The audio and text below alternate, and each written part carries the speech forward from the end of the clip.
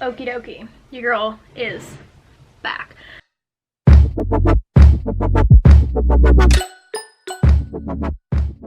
I thought today it would be fun to do a video on things that I wish I knew before becoming an attendant. If you don't know, I was character attendant on my last Disney college program this summer. That was me. There's a bajillion photos of me doing it. I don't know what else to say. I came with a list of things that I wish I knew, some good, some bad, just in general, before I became an attendant for Disney. First, and this is I feel like the biggest thing, and I'm gonna do a whole video on training at some point, but training is like almost borderline impossible.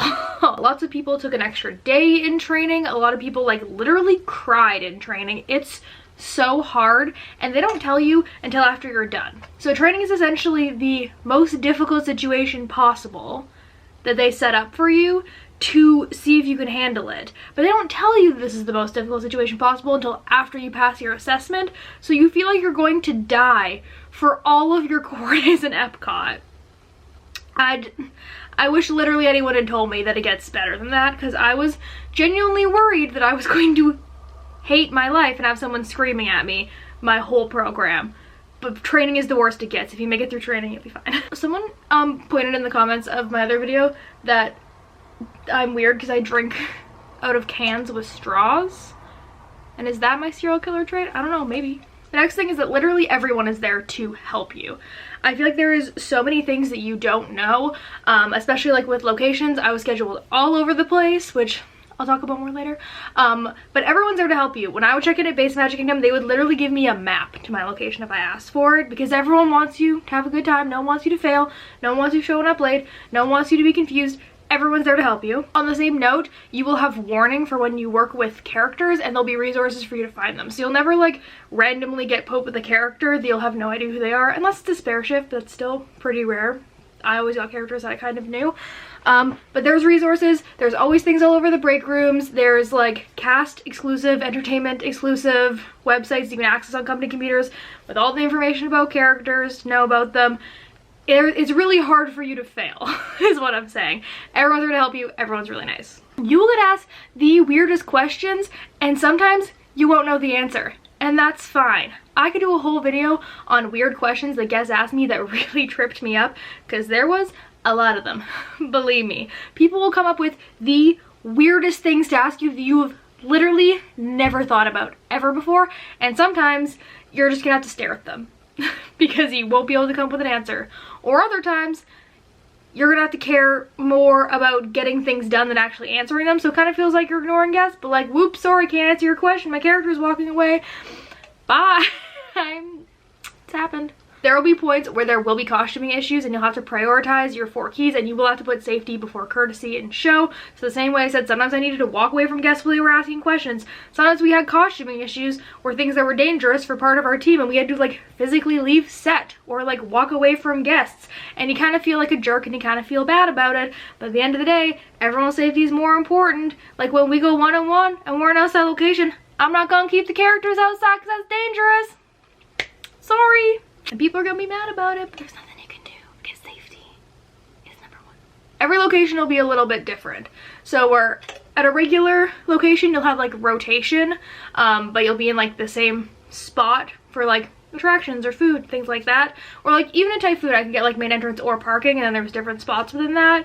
It's kind of like a rotation. Everything's totally different in entertainment. So you'll have different set times, you'll have different locations sometimes, like the Stepsisters and Fairy Godmother literally like switch locations halfway through the day. Your length of set times will be different, who you're working with will be different, your locations could like, yeah, randomly switch. Sometimes characters aren't in that place. Sometimes you take a thoughtful spot shift and Piglet's there. It just happens. Some of them will have walk time built in, some of them won't have walk time built in, but you still need to account for a walk time like Thoughtful Spot or Be Our Guest. There'll be set times, but the set times that are listed, your location, are different than the set times on the computer that lists the set times. Every location's gonna be a little bit different. There's no way to really prepare yourself. Like I said, everyone's there to help you, but every location's a little bit different, so don't go into somewhere thinking you know, because you probably don't. Even like Park to Park, they use completely different headsets at Magic Kingdom versus Studios versus Epcot, so I like literally couldn't use the radio when I picked up in Studios. And no one told me. Some places will have a costuming team helping you. Sometimes it's just you and your performers and yourself, you know? Depends. It is 100% a family. I feel like there's just an insane amount of trust in like your little like entertainment team, where everyone knows that they need to work as a team and they need to work well or things go wrong, and because of that there's this like insane trust and like camaraderie and like everything. I don't know, you just feel very like a part of something. At least I did. I understand that like some people have had bad experiences in the past, but if someone constantly like complains about locations and complains about performers and complains about their team, it's probably not always the team that's the problem. Maybe they're the common denominator.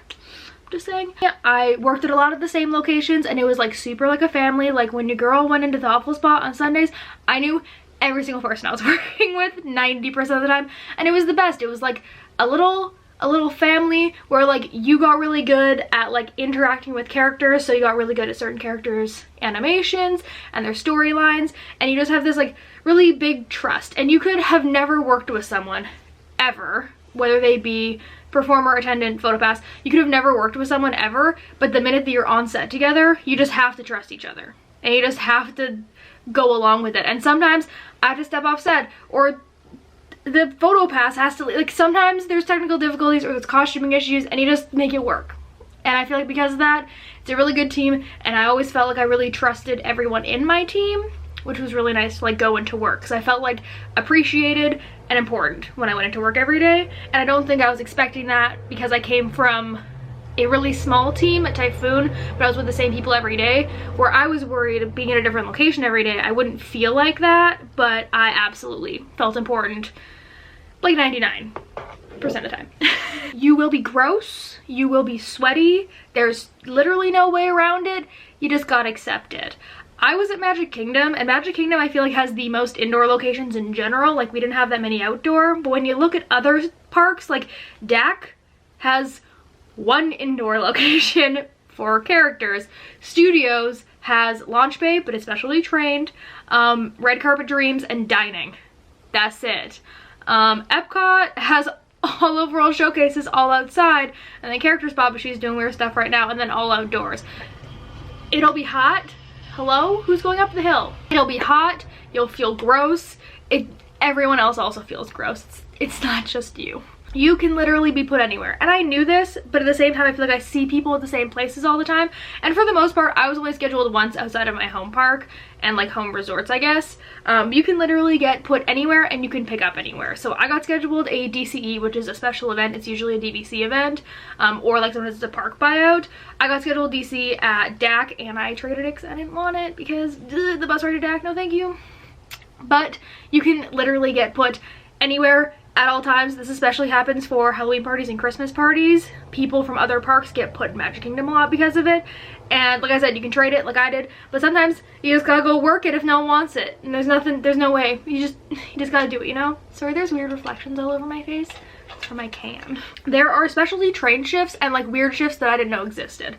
So I mentioned spare shifts a couple times. I didn't know those were a thing. They're essentially like sit until someone calls in sick or wants an ER shift, where you just hang out in base until someone calls in sick or wants an ER. That's a weird shift that I didn't know was a thing, and I ended up loving them. Then there's things that are specially trained, so like Enchanted Tales with Belle, if you've ever been to that attraction before. They're character attendants who are inside, not attractions cast members, so that's specially trained. Launch Bay, like BB-8, and I don't know who's there now. BB-8, Chewie, and it used to be Kylo Ren.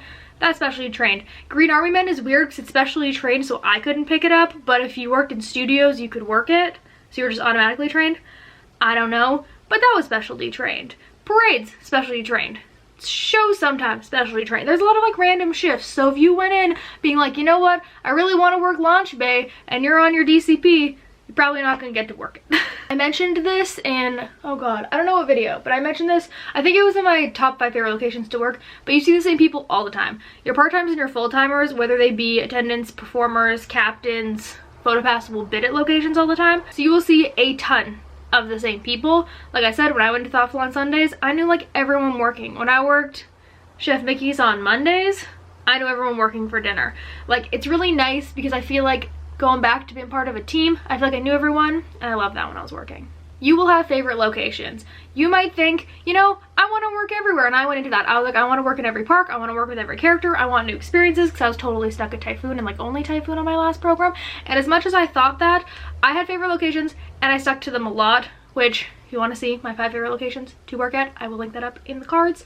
But I would have new locations, but a lot of times it was easier to just be more comfortable and go back to my old ones. So I was scheduled Mary Poppins at the Glade, so that's like the weird little gazebo that she meets at in Magic Kingdom. Traded that shift. It was only 6 hours and I don't really like face. I was scheduled a Peter Pan shift, which I kind of wish I did, but he like physically runs and that's not what I'm about.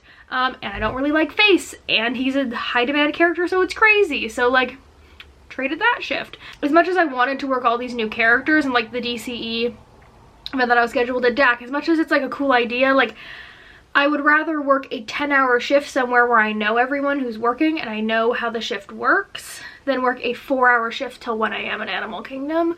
That's just dance parties, you know? Join the Facebook group as soon as possible. As soon as you get your new hire paperwork, that means that you are on a roster, which means you have a location. So join the Walt Disney World Character Shift Exchange, I think it's called, Facebook group. They will have to look you up, so you can't join it before you have your new hire paperwork and before you're on roster, but do it. Pretty much every week, everyone will put up all their shifts a lot of the time and then trade shifts. So I think my first week, actually, I think my first week I kept all my shifts, but every other week besides that, I traded at least 1 shift. This is especially good if you want special shifts like Halloween parties or things like that. People will always put it up there. So join that Facebook group as soon as possible and trade all your shifts, because then you can be like me and you can work at Thoughtful Spot every single day if you want to, because some people essentially get force bid there and they don't want that many days, but I want all the hours. That is it. That's my whole rant. I don't know how many things I listed there, but those are a few things that I wish that I knew before I became a character attendant at Walt Disney World, and hopefully some like helpful little hints for y'all if you're new character attendants there. Also, it's spooky season, so I'm wearing my favorite spooky sweater. I don't think he makes this anymore, so you can't go buy this, but I will link Mike's shop in the description because I love the sweater so much and it's so comfy and it's so cozy and it fits perfectly and I love it. That's it for right now. I'm gonna go do anything. Who knows? I think I'm in a good mood, so I'm not making any sense. Thank you so much for watching. Feel free to subscribe if you're new here. Hi, I'm Lauren, Lo, French, whatever you want to call me. Talk a lot about Disney. Talk a lot about just kind of my life too. So feel free to subscribe. All my links to everything else, as always, are down below. And I'll see you guys in a couple of days. Bye.